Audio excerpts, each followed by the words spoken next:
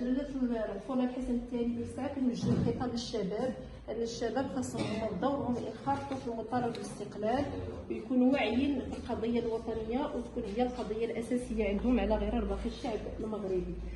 هنا المستعمر يعني لاحظ ان العلاقه ما بين جلاله الغفور محمد الخامس والشعب فهي علاقه وطيده جدا رغم كل محاولات اللي دار باش ان يعني لان السلطه شنو طلبت من جلاله الغفور محمد الخامس؟ طلبت منه انه يكون واحد الملك اللي هو سوري وان فرنسا واسبانيا هما اللي يحكموا في المغرب ويبقى هو سلطان، ولكن القرارات الاساسيه فرنسا واسبانيا هي اللي غتاخذهم.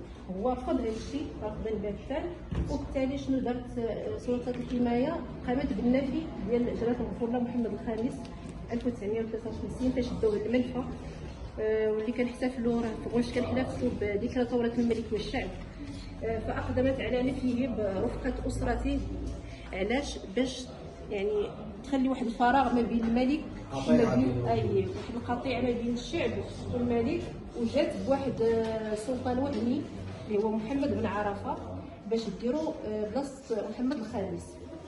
وفعلا جات هاد محمد بن عرفه وبغات تنصبوا بلاصه جلاله الغفور محمد الخامس، الا ان الرد ديال المغاربه كان على غير المتوقع، بالعكس عاد ما